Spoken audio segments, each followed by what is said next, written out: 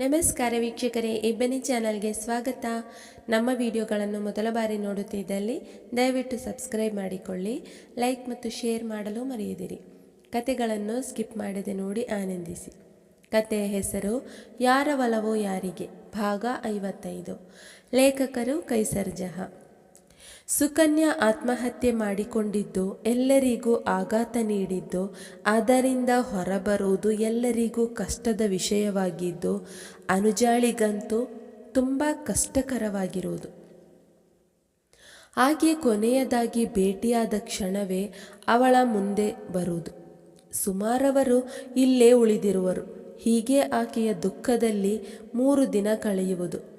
ಅಂದು ಬೆಳಗ್ಗೆ ಎದ್ದ ಅನುಜ ಸುಕನ್ಯಾ ನೀಡಿದ ಪತ್ರವನ್ನು ತೆಗೆದುಕೊಂಡವಳು ಓದುವುದಕ್ಕೆ ಹೋದಾಗ ಆಗ ತಾನೇ ವಾಶ್ರೂಮಿನಿಂದ ಬಂದ ಪ್ರಶಾಂತ್, ಅನು, ಈ ಪತ್ರದಲ್ಲಿ ಇರೋದನ್ನು ನಾನು ಕೇಳಿಸಿಕೊಳ್ಳಬೇಕು, ಸ್ವಲ್ಪ ಜೋರಾಗಿ ಓದು ಅನು ಎಂದಾಗ ತನ್ನ ಕಣ್ಣಿನಿಂದ ಜಾರಿದ ಹನಿಯನ್ನು ಒರೆಸಿಕೊಂಡವಳು, ನನ್ನ ಪ್ರೀತಿಯ ಗೆಳತಿ ಅನುಜ, ನೋಡು, ಇವತ್ತು ಮತ್ತೆ ನಾನು ನಿನ್ನ ಪ್ರೀತಿಯ ಗೆಳತಿ ಅಂತ ಹೇಳುತ್ತಿದ್ದೇನೆ.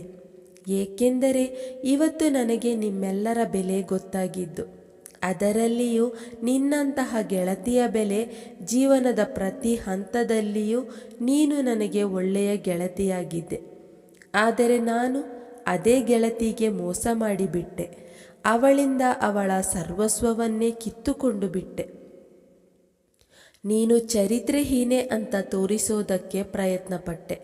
ಪ್ರಶಾಂತನನ್ನು ನಿನ್ನಿಂದ ದೂರ ಮಾಡಬೇಕು, ಅತ್ತೆಯನ್ನು ನಿನ್ನಿಂದ ದೂರ ಮಾಡಬೇಕು. ಎಲ್ಲದಕ್ಕಿಂತ ಹೆಚ್ಚಾಗಿ ನಿನ್ನ ಕರುಳ ಕುಡಿಯನ್ನು ಸಾಯಿಸುವುದಕ್ಕೆ ಪ್ರಯತ್ನಪಟ್ಟೆ. ಅದೆಲ್ಲದಕ್ಕೆ ನನಗೆ ಇಂದು ದೇವರು ಶಿಕ್ಷೆ ನೀಡುತ್ತಿದ್ದಾನೆ. ಹಾಗಂತ ನನಗೆ ಬೇಜಾರಿಲ್ಲ. ನನ್ನ ತಪ್ಪಿಗೆ ಶಿಕ್ಷೆ ಸಿಗುತ್ತಾ ಇದೆ ಅಂತ ಯಾಕೆ ಹೇಳು? ನಿನಗೆ ನೀಡಿದ ನೋವಿನ ಮುಂದೆ ನನಗೆ ಯಾವ ಶಿಕ್ಷೆ ಕೊಟ್ಟರೂ ಕಮ್ಮಿಯೇ. ಸಾಧ್ಯವಾದರೆ ನನ್ನನ್ನು ಕ್ಷಮಿಸು ಅನು. ನನ್ನ ಮನಸ್ಸಿನಿಂದ ನಿನ್ನ ಬಳಿ ಕ್ಷಮೆ ಕೇಳುತ್ತಿದ್ದೇನೆ. ನಿನ್ನ ಮುಂದೆ ಬಂದು ಕೇಳುವ ಅಷ್ಟು ನನಗೆ ಧೈರ್ಯವಿಲ್ಲ. ನನ್ನಂತಹ ಪಾಪಿಗೆ ಶಿಕ್ಷೆ ಆಗಬೇಕು. ಆಗುತ್ತೆ ನಿಜ. ಆದರೆ ಅದಕ್ಕಿಂತ ಮೊದಲು ಪ್ರಶಾಂತ್ ನನಗೆ ಡಿವೋರ್ಸ್ ನೀಡಿದ ಮೇಲೆ ನಾನು ಎಲ್ಲಿಗೆ ಹೋದೆ, ನನ್ನ ಜೊತೆ ಏನಾಯಿತು ಅಂತ ನಾನು ಹೇಳುತ್ತೇನೆ. ಏಕೆಂದರೆ ನನ್ನ ಸಾವು ನಿನ್ನಿಂದ ನಿಗೂಢವಾಗಿರಬಾರದು. ಅದಕ್ಕೆ ಕಾರಣ ಏನು ಅಂತ ನಿನಗೆ ಗೊತ್ತಾಗಬೇಕು. ನಾನು ಈ ಜಗತ್ತಿನಿಂದ, ನಿಮ್ಮೆಲ್ಲರಿಂದ ನಾನು ಶಾಶ್ವತವಾಗಿ ದೂರ ಹೋಗುತ್ತಿದ್ದೇನೆ. ಇದೇ ನನಗೆ ನಾನು ನೀಡಿಕೊಳ್ಳುತ್ತಿರುವ ಶಿಕ್ಷೆ ಎಂದು ಓದಿದವಳು, ಅವತ್ತು ನಾನು ಇಷ್ಟೇ ಓದಿದ್ದು ಪ್ರಶಾಂತ್, ಅವಳು ಸಾವು ಅಂತ ಬರೆದಿದ್ದಳು ನೋಡಿ. ಮತ್ತೆ ಈ ಪತ್ರ ಕೊಡೋದಕ್ಕೆ ಸನತ್ ಬರ್ತ್ಡೇ ದಿನ ಅವಳೇ ಬಂದಿದ್ದಳು ಅನಿಸುತ್ತೆ ಅಂತ ನನಗೆ ಅನ್ನಿಸುತ್ತಿತ್ತು.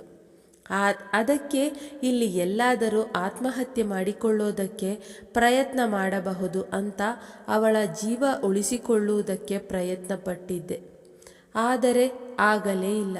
ಸುಕನ್ಯಾ ನಮ್ಮನ್ನೆಲ್ಲ ಬಿಟ್ಟು ಹೋಗಿಬಿಟ್ಟಳು ಎಂದು ಹೇಳಿ ಮತ್ತೆ ಕಣ್ಣನ್ನು ಒರೆಸಿಕೊಂಡಾಗ ಪ್ರಶಾಂತ್ ಅವಳನ್ನು ಸಮಾಧಾನಿಸುವನು. ಅನು ಮತ್ತೆ ತನ್ನ ಓದನ್ನು ಮುಂದುವರೆಸಿದವಳು. ಪ್ರಶಾಂತ್ ಡಿವೋರ್ಸ್ ನೀಡಿದ ಮೇಲೆ ಅವರು ನೀಡಿದ್ದ ಹಣ ಮತ್ತು ಅರುಣ್ ನೀಡಿದ್ದ ಹಣ ತೆಗೆದುಕೊಂಡು ನಾನು ಬೆಂಗಳೂರಿಗೆ ಹೋದೆ. ಅಲ್ಲಿ ನನಗೆ ನಮ್ಮ ಜೊತೆ ಓದಿದ್ದ ಸುಹಾಸ್ ಎಂಬುವವನು ಸಿಕ್ಕಿದ್ದ. ಮೊದಲು 1-2 ದಿನಕ್ಕಾಗಿ ಹೋಗಿದ್ದೆ. ಆಮೇಲೆ ಅವನು ನನ್ನ ಜೊತೆ ತುಂಬ ಕ್ಲೋಸ್ ಆದ ಮೇಲೆ ಎಲ್ಲಿ ಇರುವುದು ಬೇಡ ಅಂತ ನಾನು ಮತ್ತೆ ಬೆಂಗಳೂರಿಗೆ ಮನೆ ಮಾಡಿಕೊಂಡು ಹೋದೆ. ಎಲ್ಲವೂ ಖಾಲಿಯಾಗಿದ್ದ ನನ್ನ ಜೀವನದಲ್ಲಿ ಅವನು ಒಂದು ರೀತಿ ಬೆಳಕಾಗಿ ಕಂಡಿದ್ದ. ಆದರೆ ಅವನು ಬೆಳಕಲ್ಲ, ನನ್ನ ಜೀವನವನ್ನು ಶಾಶ್ವತವಾಗಿ ಅಂಧಕಾರದಲ್ಲಿ ಮುಳುಗಿಸಿಬಿಟ್ಟ. ಒಳ್ಳೆಯ ಸಭ್ಯನಂತೆ ನನ್ನ ಜೊತೆ ಬಿಹೇವ್ ಮಾಡುತ್ತಿದ್ದ. ಆದರೆ ರಾಕ್ಷಸ ಅವನು. ಅವನನ್ನು ಪ್ರೀತಿಸಿಬಿಟ್ಟೆ. ಮದುವೆಯೂ ಆಗುತ್ತೇನೆ ಅಂತ ನಂಬಿಸಿದ್ದ. ಅವತ್ತು ನೀನು ಬೆಂಗಳೂರಿನಲ್ಲಿ ಸಿಕ್ಕಿದಾಗ ನನ್ನ ಮದುವೆ ಇದೆ ಅಂತ ಹೇಳಿದ್ದೆ. ಆದರೆ ಮುಂದೆ ನಡೆದದ್ದೇ ಬೇರೆ ಎಂದಾಗ ಪ್ರಶಾಂತ್, 1 ನಿಮಿಷನೂ ನಿನಗೆ ಸುಕನ್ಯೆ ಯಾವಾಗ ಸಿಕ್ಕಿದ್ದಳು ಎಂದು ಕೇಳುವನು. ಪ್ರಶಾಂತ್, ನಾವೆಲ್ಲರೂ ಅಂದು ಬೆಂಗಳೂರಿಗೆ ಹೋಗಿದ್ದಾಗ ಮಾಲ್ಗೆ ಹೋಗಿದ್ದೆವು ನೋಡಿ. ಆವಾಗ ನನಗೆ ಸುಕನ್ಯಾ ಸಿಕ್ಕಿದ್ದಳು. ತುಂಬಾ ಚೇಂಜ್ ಆಗಿದ್ದಳು. ಈಗಿನ ಮಾಡರ್ನ್ ಹುಡುಗಿಯರ ಹಾಗೆ ಕಾಣಿಸುತ್ತಿದ್ದಳು. ಆಗ ನನ್ನೊಂದಿಗೆ ಮಾತನಾಡಿ ಹೇಳಿದಳು, ಮದುವೆ ಇದೆ ಅಂತ. ನಿಮಗೆ ಹೇಳೋಣ ಅಂದುಕೊಂಡೆ, ಮತ್ತೆ ಅವಳ ವಿಷಯ ಹೇಳಿ ಮೂಡ್ ಆಫ್ ಮಾಡಬಾರದು ಅಂತ ಹೇಳಲಿಲ್ಲ ಎಂದಾಗ, ಹೌದಾ ಸರಿ ಮುಂದೆ ಓದು ಎಂದಾಗ ಮತ್ತೆ ಮುಂದುವರಿಸುವಳು. ಸುಹಾಸ್ನ ಬಳಿ ದುಡ್ಡಿಗೆ ಕೊರತೆ ಇರಲಿಲ್ಲ. ನಾನು ಮೊದಲಿಗೆ ಅವನೊಂದಿಗೆ ವಿವಾಹವಾಗಿಲ್ಲ, ನನಗೆ ಯಾರೂ ಇಲ್ಲ ಅಂತ ಸುಳ್ಳು ಹೇಳಿದ್ದೆ. ಕೋಟ್ಯಾಧಿಪತಿಯಾಗಿದ್ದ ಅವನನ್ನು ಪ್ರೀತಿಸೋಕೆ ಶುರು ಮಾಡಿದ ಕೆಲವು ದಿನಗಳ ನಂತರ ನಾನು ನನ್ನ ಜೀವನದಲ್ಲಿ ನಡೆದ ಎಲ್ಲ ವಿಷಯಗಳನ್ನು ಚಾಚೂ ತಪ್ಪದೆ ಅವನಿಗೆ ಹೇಳಿದ್ದೆ. ಅವನಿಗೂ ಅದನ್ನೆಲ್ಲ ಕೇಳಿ ಅದರಿಂದ ಏನೂ ತೊಂದರೆ ಆಗಲಿಲ್ಲ.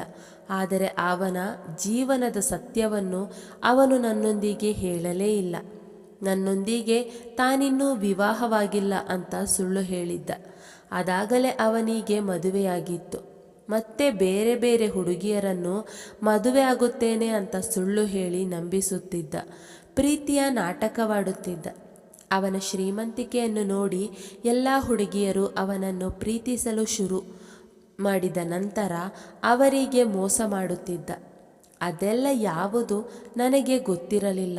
ಒಂದು ಸಣ್ಣ ಸೂಚನೆಯನ್ನೂ ನೀಡಿರಲಿಲ್ಲ. ಅವನ ಸುಳ್ಳು ಪ್ರೀತಿಯನ್ನು ಸ್ವಚ್ಛವಾದ ಪ್ರೀತಿ ಅಂತ ನಂಬಿದ್ದೆ. ನನಗೆ ಅವನ ಮೇಲೆ ಸ್ವಲ್ಪ ಸಂಶಯ ಎಂಬುವ ಮಾತೇ ಬರಲಿಲ್ಲ.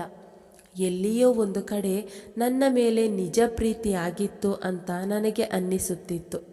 ನನ್ನ ಸರ್ವಸ್ವವನ್ನು ಅರ್ಪಿಸಿದ್ದೆ. ಆದರೆ ನನ್ನ ಹಾಗೆ ಅವನಿಗೂ ಹಣದ ಮೇಲೆ, ಅವನ ಹೆಸರಿನ ಮೇಲೆ ತುಂಬ ವ್ಯಾಮೋಹ ಇತ್ತು. ಅದಕ್ಕಾಗಿ ಅವನು ಯಾವ ಮಟ್ಟಕ್ಕೂ ಹೋಗುವುದಕ್ಕೆ ರೆಡಿಯಾಗಿದ್ದ. ಹಾಗೆ ಮಾಡಿದ್ದುದನ್ನು ನಾನು ನನ್ನ ಕಣ್ಣಾರೆ ನೋಡಿದ್ದೆ. ಅವನು ನನ್ನನ್ನು ಅವನ ಜೀವನದಲ್ಲಿ ಸೇರಿಸಿಕೊಳ್ಳುವುದಕ್ಕೆ ಅದರ ಹಿಂದೆ ಒಂದು ದೊಡ್ಡ ಕಾರಣ ಇತ್ತು.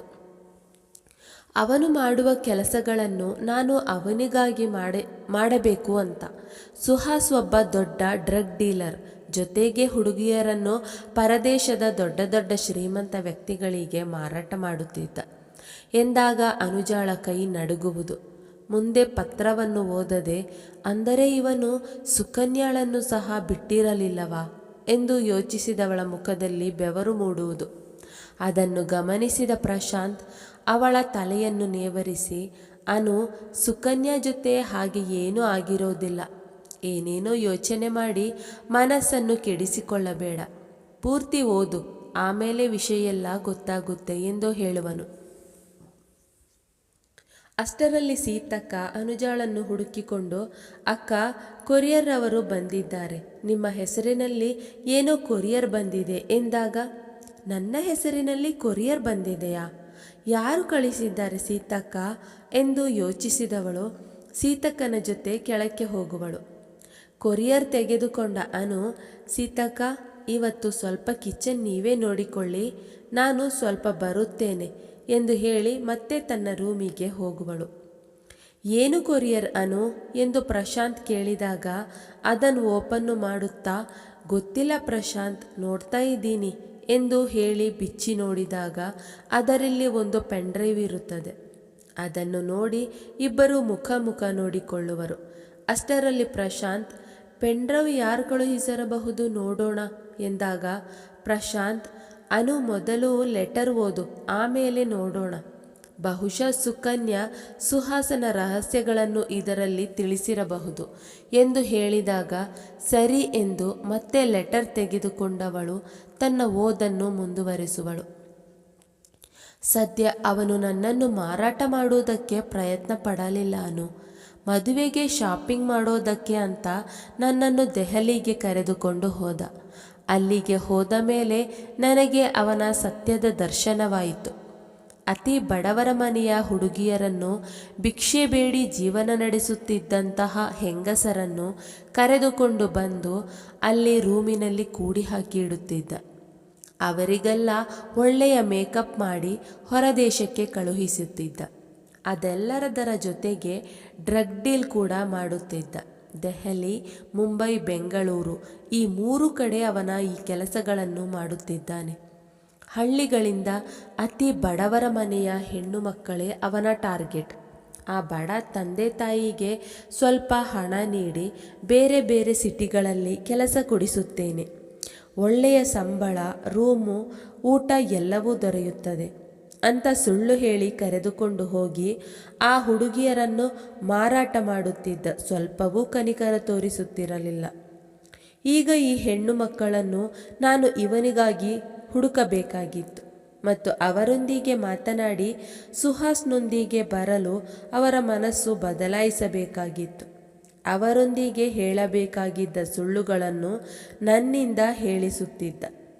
ಈ ಕೆಲಸವನ್ನು ನನಗೆ ಮಾಡುವುದಕ್ಕೆ ಹೇಳಿದ್ದ. ನಾನು ಇದೆಲ್ಲ ತಪ್ಪು ಅಂತ ಹೇಳಿದಾಗ ಇದೆಲ್ಲ ನನಗೆ ಬೇಡವಾಗಿರುವ ವಿಷಯ, ಅವನ ಜೊತೆ ಅವನು ಹೇಳಿದಂತೆ ಕೇಳಿಕೊಂಡು ಇರಬೇಕು, ಅಂದರೆ ಈ ಕೆಲಸ ಮಾಡಲೇಬೇಕು ಎನ್ನುತ್ತಿದ್ದ. ಮುಂದುವರಿಯುತ್ತದೆ. ಈ ಕಥೆಯ ಮುಂದಿನ ಸಂಚಿಕೆಯನ್ನು ಮುಂದಿನ ವಿಡಿಯೋದಲ್ಲಿ ಪ್ರಕಟಿಸಲಾಗುವುದು.